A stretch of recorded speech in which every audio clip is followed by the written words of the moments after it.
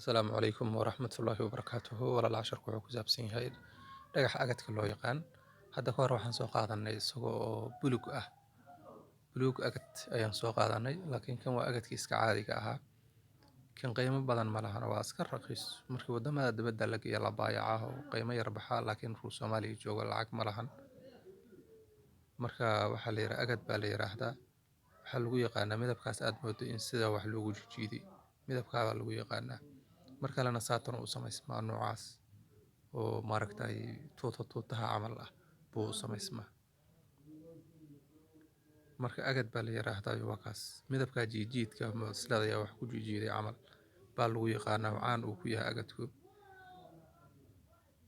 Marka midka oo cagaarka ah yacni waxaan ka wadaa midka buluga ah kaaba maaragtay qiimo fiican leh, laakiin mar hadduu noocaan oo kale u yahay waxba qiimaha Soomaaliya kuma lahan. Waddamada dibadda markii la geeyo qurxoon yahay, isagoo qurxoon la geeyo buu xoogaa lacag baxaa. Marka casharka agadka inta baan uu ku ogyahay. Assalaamu calaykum waraxmatullaahi wabarakaatuh.